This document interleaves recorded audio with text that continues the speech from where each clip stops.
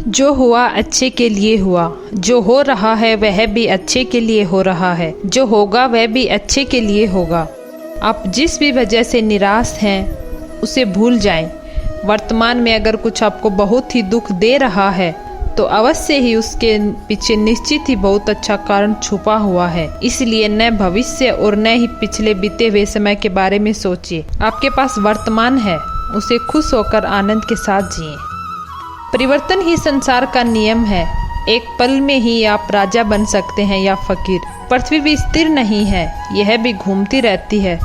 दिन खत्म होने के बाद रात आती है, बहुत गर्मी के बाद एक सुखद मानसून आता है।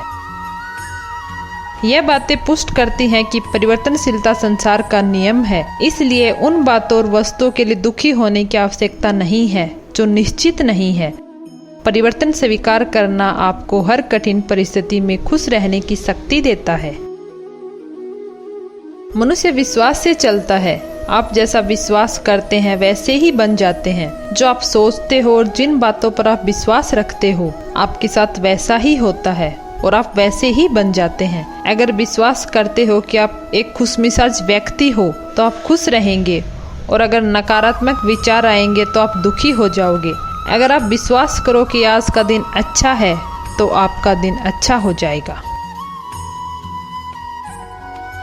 कर्म करो, फल की चिंता नहीं। ज़्यादातर लोग जिंदगी को एक रेस समझकर इसलिए दौड़ रहे हैं कि उन्हें जल्दी से जल्दी मंजिल मिल जाए, और जब मंजिल मिलती है तो भागना शुरू कर देते हैं। वे कभी समझ ही नहीं पाते हैं कि जिंदगी एक यात्रा है, न ही मंजिल। और जिंदगी में खुशी आपको अच्छी यात्रा करने से मिलेगी, ना कि अच्छी मंजिल प्राप्त करने से।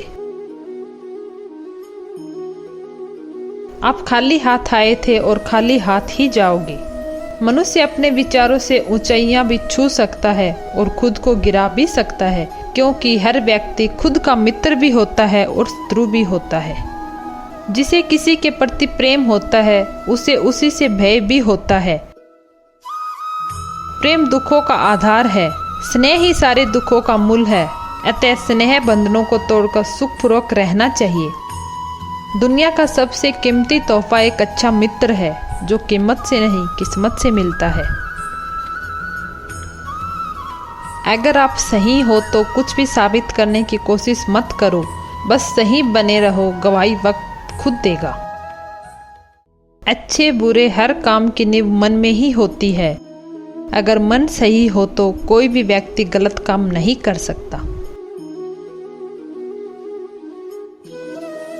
जो इंसान अच्छे विचारों और अच्छे संस्कारों को पकड़ लेता है उसे हाथ से माला पकड़ने की जरूरत नहीं पड़ती।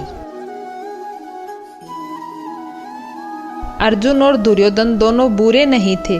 फर्क इतना था कि एक का सलाहकार किशन था और दूसरे का शकुनी था।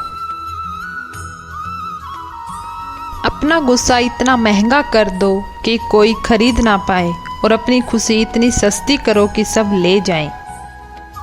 बीती बात पर दुख नहीं करना चाहिए, भविष्य के विषय में भी नहीं सोचना चाहिए।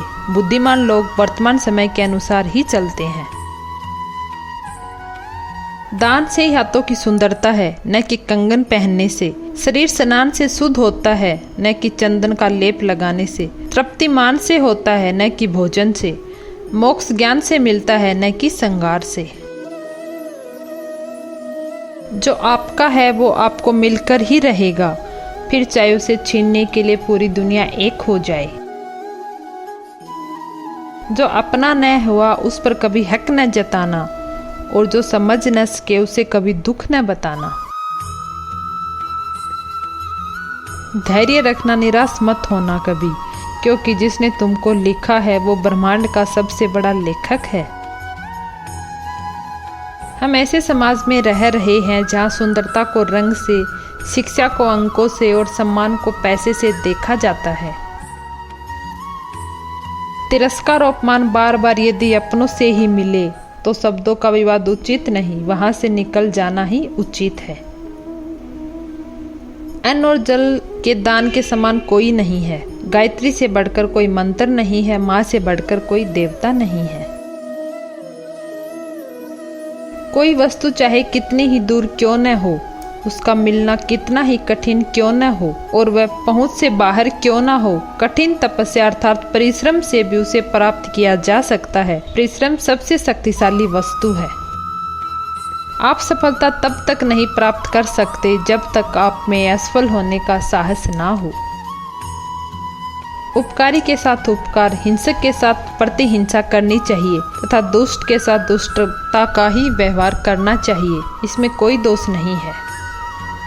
जो विद्या पुस्तक में है और जो धन दूसरों को हाथ में चला गया है, ये दोनों चीजें समय पर काम नहीं आती। माँ बाप भले ही पढ़े लिखे हों या न हो, संसार का दुर्लभ ज्ञान हमें माँ बाप से ही प्राप्त होता है। मधुर वचन बोलना दान के समान है। इससे सभी मनुष्य को आनंद मिलता है। अतः मधुर ही बोलना चाहिए। बोलने में कैसी गरीबी।